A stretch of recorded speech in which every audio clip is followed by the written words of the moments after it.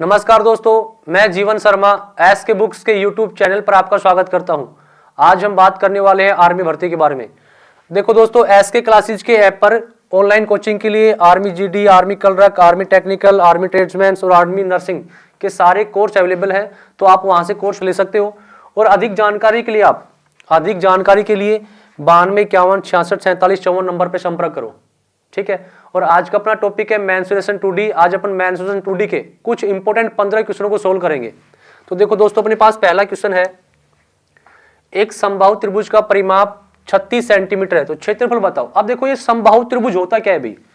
समबाहु त्रिभुज क्या होता है? जिस त्रिभुज की तीनों भुजाएं आपस में क्या हो भाई? बराबर हो। अगर ये भुजा ए है तो ये भुजा भी ए रहेगी और ये भुजा भी क्या रहेगी? ए रहेगी। तो जिस त्रिभुज की तीनों भुजाएं आपस में बराबर हो उसे कौन सा त्रिभुज बोलेंगे? अपन समबाहु त्रिभुज बोलेंगे। अब देखो, परिमाप होता क्या है अभी?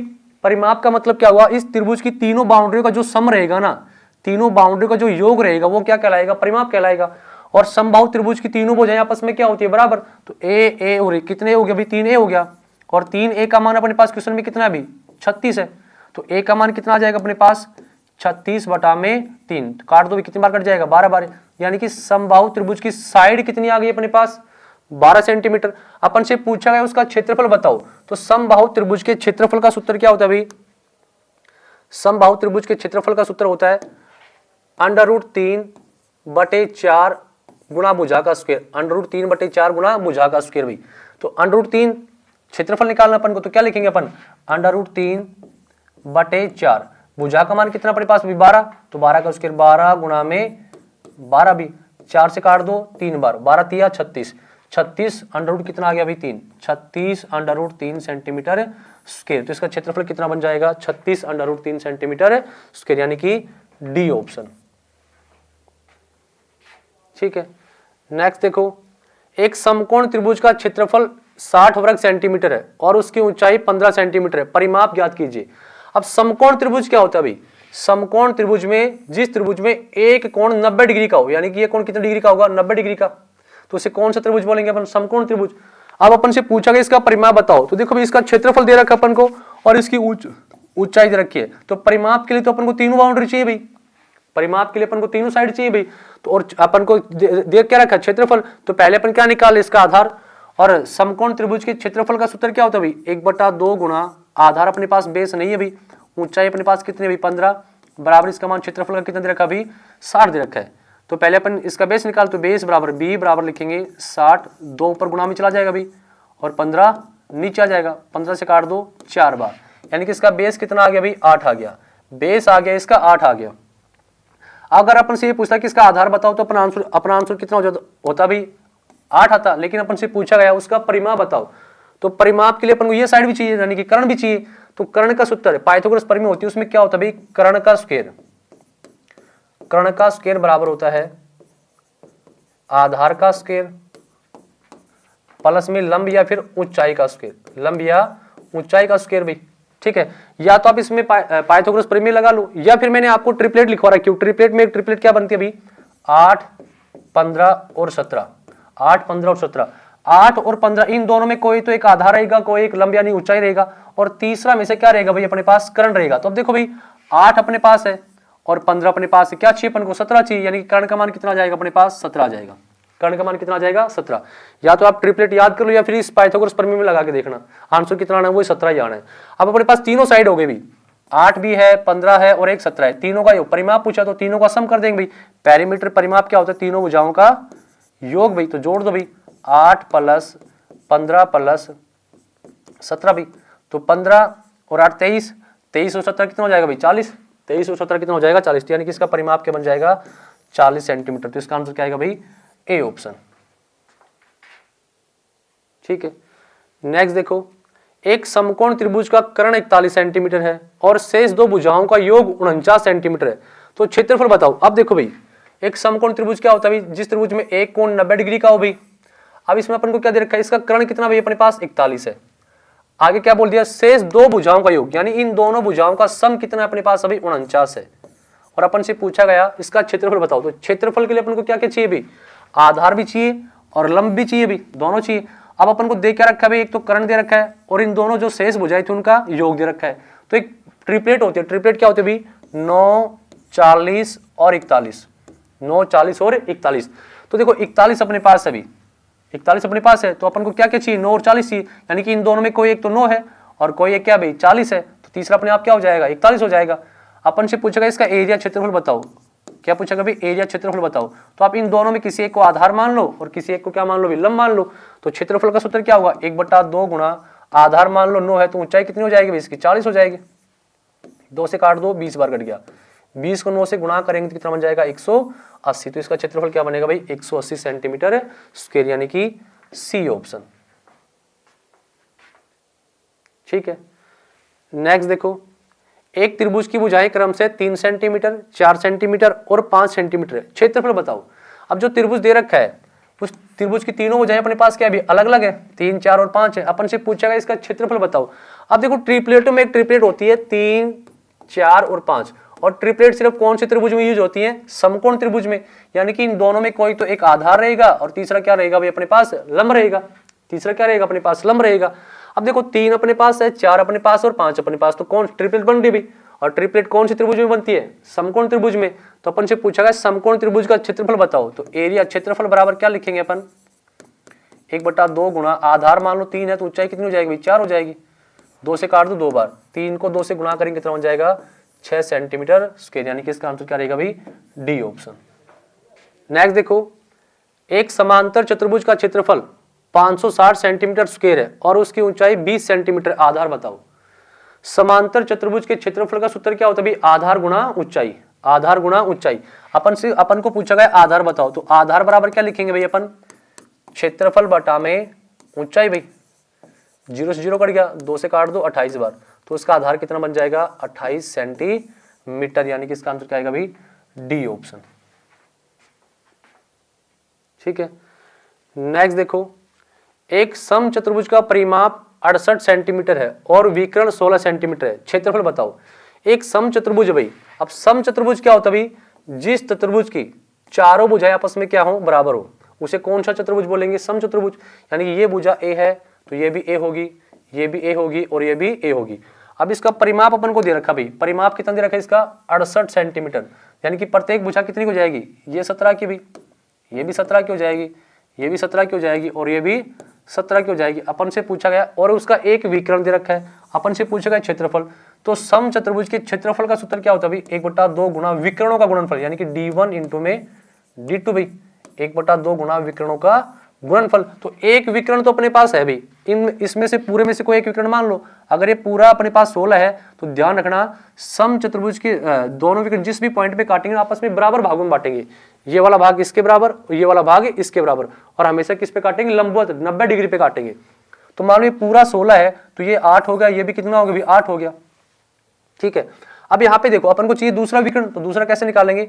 अब यहाँ पे देखो कोई समकोण त्रिभुज जैसी आकृति निकल रही है भाई, निकल रही है 4, एक तो 17 है, मान लो ये 8 अपने पास, तो देखो ट्रिपलेट बन गई अपने पास, क्या बनेगी ट्रिपलेट। तो ट्रिपलेट क्या होती है 8, 15 और कितना होता है भाई 17 होती है, तो 17 अपने पास है, 8 अपने पास, अपन को कितना चाहिए भाई 15 चाहिए, यानी कि यहां से यहां तक का मान 15 है तो ये भी कितना रहेगा भाई 15 रहेगा।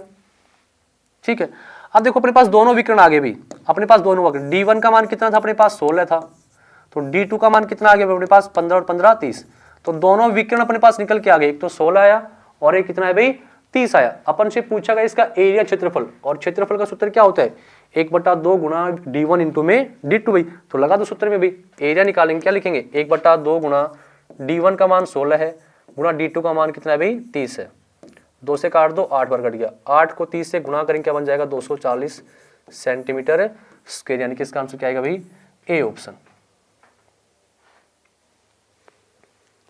नेक्स्ट देखो, एक वर्त की परिधि 176 सेंटीमीटर है, क्षेत्रफल बताओ।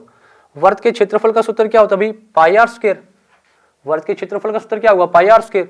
अपन से क्षेत्रफल पूछा गया और दे क्या रखा अपन को परिधि, तो परिधि का सूत्र क्या होता है भाई 2 पाई आर, 2 गुणा पाई का मान क्या लेंगे अपन 22/7 इंटू आर, रेडियस का मान नहीं है अपने पास, बराबर इसका मान कितना दे रखा भाई 176 सेंटीमीटर, तो आर का मान चाहिए तो आर बराबर लिखेंगे 176, 7 ऊपर गुणा में चला जाएगा, 2 गुणा 22 से नीचे आ जाएगा भाई, 22 से काट दो 8 बार कट गया, 2 से काट दो 4 बार कट गया, तो उसकी त्रिज्या कितनी आ गई भाई अपने पास 28 सेंटीमीटर।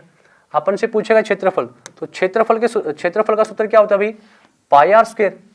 क्षेत्रफल का सूत्र क्या होगा भाई, पाई आर स्क्वायर। तो पाई का मान क्या लेंगे 22/7, आर त्रिज्या का मान कितना भाई 28 गुणा में 28 भाई, काट दो कितने बार कट गया 4 बार, 22 चौक 88, 88 गुणा क्या करना अपन को 28, 88 को 28 से गुणा करेंगे तो गुणा करते भी 8 × 2 = 64, 4 इकाई, दोनों दो ऑप्शन में आ रहा है, इकाई कहेंगे 4, 8 × 2 = 64 और भाई इसको गुणा करेंगे तो 88 गुणा में 28, 8 × 2 = 64, 6, 8 × 2 = 64, 64 और 16 80 और 6 86, असल कितनी हो गई 8 होगी, 8 दूनी 16, 16 और 8 कितना हो गया भाई 24। तो इनका गुणा करेंगे कितना बन जाएगा 2464 सेंटीमीटर स्क्वायर, यानी कि इसका आंसर क्या आएगा भाई डी ऑप्शन। ठीक है, नेक्स्ट देखो, एक वर्त की त्रिज्या को 40% बढ़ा दिया जाता है तो उसका क्षेत्रफल कितना प्रतिशत बढ़ जाएगा।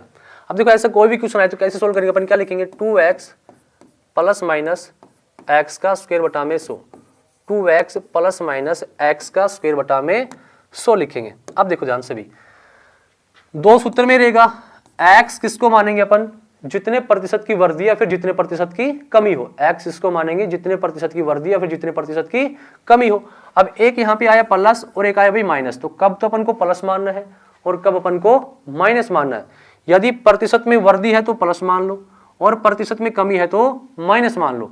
अब करते भाई 2 गुणा कितने की वृद्धि हो रही 40% की, 2 को 40 से गुणा करें कितना आएगा 80, वृद्धि है तो प्लस लिखो भाई, 40 का स्क्वायर कितना हो जाएगा भाई 1600, बटा में क्या लिखेंगे 100, 2 0 से 2 0, 16 और 80 कितना होगा 96, तो कितने % की वृद्धि होगी 96% की वृद्धि, यानी कि इसका आंसर क्या आएगा भाई बी ऑप्शन।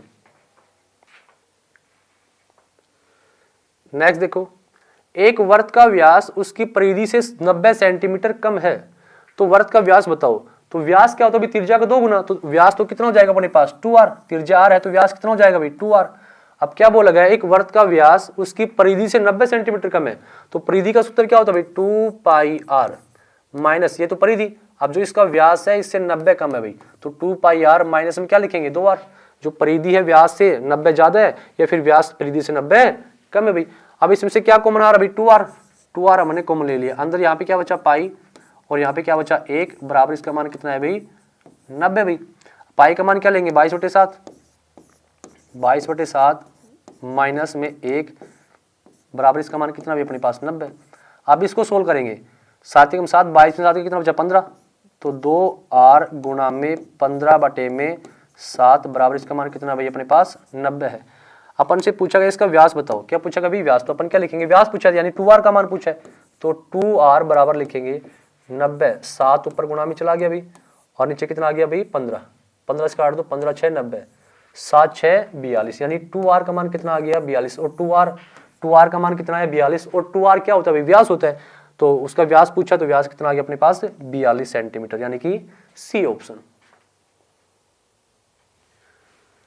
नेक्स्ट देखो, एक साइकिल के टायर का व्यास 56 सेंटीमीटर है, टायर द्वारा 600 चक्रों में तय की गई दूरी बताओ। देखो भाई एक साइकिल का टायर ऐसे तो होता है वर्ताकार टायर, अब टायर का व्यास दे रखा 56 सेंटीमीटर, अपन से पूछा गया टायर द्वारा 600 चक्रों में तय की गई दूरी बताओ। तो सुनना ध्यान से, चक्कर हमेशा कौन लगाता है टायर की परिधि, चक्कर हमेशा कौन लगाएगी टायर की परिधि, और टायर किस आकार का होता है वर्ताकार आकार का होता है, तो जो चक्कर हमेशा लगाए वो टायर की कौन लगाएगी परिधि, और जो उसकी परिधि होगी टायर की वो कितने चक्रों के बराबर होगी 1 चक्कर के बराबर, जो भी टायर की परिधि निकल के आएगी वो कितने चक्रों के बराबर होगी 1 चक्कर के बराबर। तो अपन पहले उसकी परिधि निकाल लें कि 1 चक्कर निकाल ले, तो परिधि का सूत्र क्या होता है 2πr, 2 गुणा पाई का मान 22/7 r, अपन को व्यास दे रखा है वो व्यास त्रिज्या का 2 गुना होता है, तो त्रिज्या व्यास की क्या होगी आधी, तो 28 भाई, 7 से काट दो 4 बार, 22 चौक 88, 88 से 2 कितना होगा 176, यानी कि उसका व्यास कितना है, उसकी परिधि कितनी आ गई 176 सेंटीमीटर, जो टायर थी उसकी परिधि कितनी आई 176 सेंटीमीटर आई। अब देखो भाई 176 सेंटीमीटर उसकी परिधि आई, तो मैंने क्या बताया जो परिधि होती है वो 1 चक्कर के बराबर होती है, कितने चक्कर के बराबर है 1 चक्कर के बराबर। यहाँ पे परिधि का मान 176 सेंटीमीटर आया, ऑप्शन में अपन को दूरी हमेशा किस में निकालनी है मीटर में, तो किसी भी सेंटीमीटर को मीटर बनाएंगे किसका भाग देंगे भी 100 का, तो 176 बटा क्या लिखेंगे 100 मीटर। तो इसका मतलब क्या हुआ कि जो साइकिल का टायर है वो 1 चक्कर में एक चक्कर में कितनी दूरी तय करता है भाई? 176 बटा 100 मीटर की दूरी। एक चक्कर में दूरी तय करता है 176 बटा 100 मीटर। अपन को चक्कर कितने लगाने भाई? 600 चक्कर। तो 600 चक्कर में कितने करेगा? ज्यादा करेगा तो क्या लिखेंगे? 176 बटा 100 गुणा में 600 भी, 2 जीरो से 2 जीरो, 176 को 6 से गुणा करेंगे, 6 6 36 भाई, और 7 6 42, 42 और 4 कितना होगा भाई?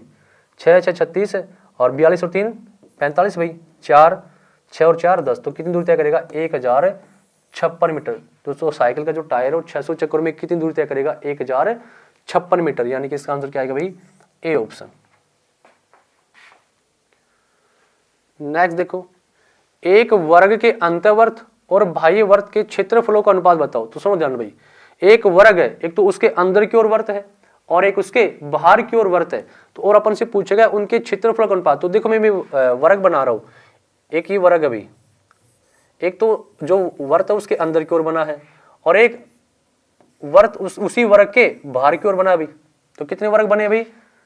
एक वर्ग था, एक तो उसके अंदर की ओर वर्त बनाया गया और एक उसके बाहर की ओर वर्त बनाया गया। अब देखो ध्यान से भी, अब अपने पास जो अंदर की ओर वर्त बना है, अंदर की ओर जो वर्त बना है, तो वो उस वर्त का व्यास इस वर्ग की जो साइड रहेगी वो कहलाएगी। वर्ग की साइड अगर ए है तो व्यास भी क्या रहेगा भाई? ए रहेगा।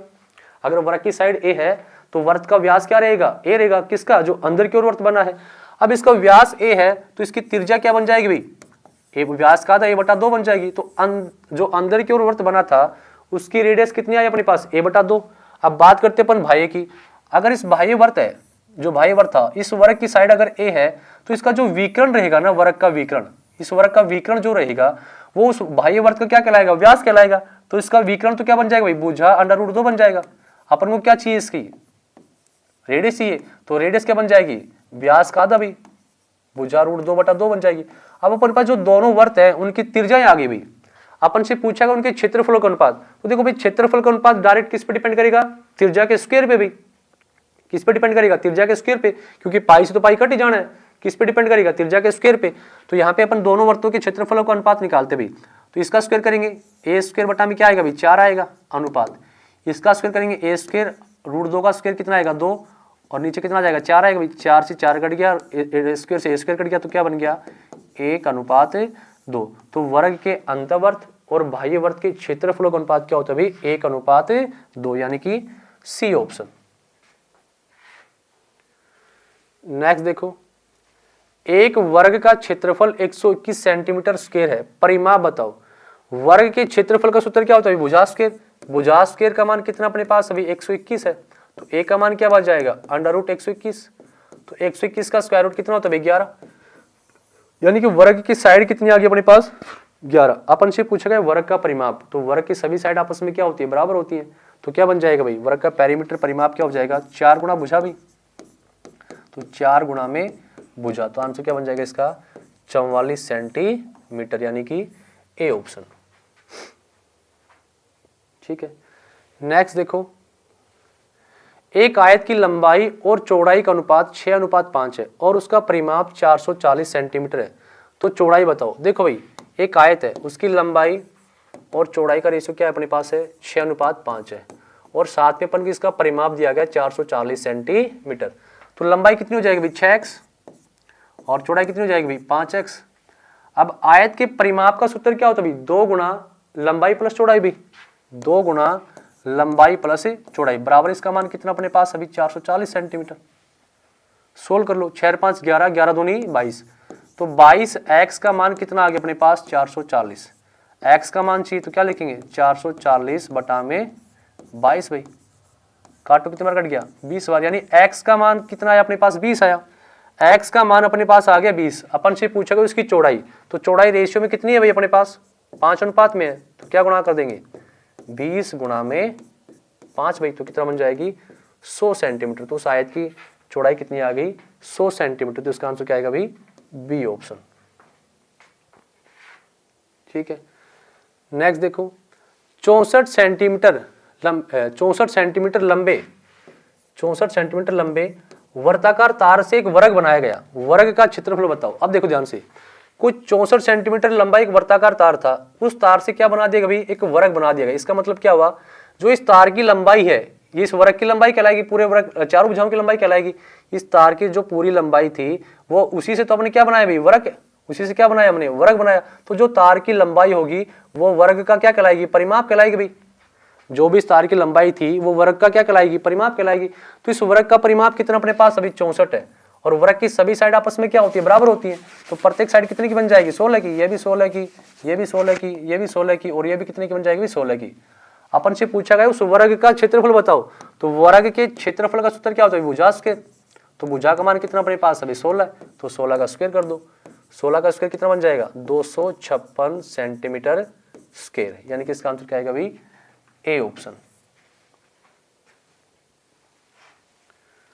नेक्स्ट देखो, दो वर्गों के क्षेत्रफलों का अनुपात 64:49 है, भुजाओं का अनुपात बताओ। तो ध्यान रखना, वर्ग के क्षेत्रफल का अनुपात किस पे डिपेंड करता है, भुजा के स्क्वायर पे, और भुजाओं का अनुपात किस पे डिपेंड करेगा, क्षेत्रफल के स्क्वायर रूट पे, वर्गमूल पे, क्षेत्रफल के स्क्वायर रूट पे। तो अपन को साइड का रेशियो पूछा इन दोनों का, तो साइड का रेशियो क्या बन जाएगा अपने पास, क्षेत्रफल जो साइड का रेशियो वो किस पे डिपेंड करेगा, क्षेत्रफलों के स्क्वायर रूट पे। 64 का स्क्वायर रूट अनुपात है 49 का स्क्वायर रूट निकालना, तो 64 का स्क्वायर रूट कितना होगा 8, और 49 का कितना होगा भाई 7। तो उनकी भुजाओं का अनुपात कितना आ जाएगा, 8:7, यानी कि बी ऑप्शन।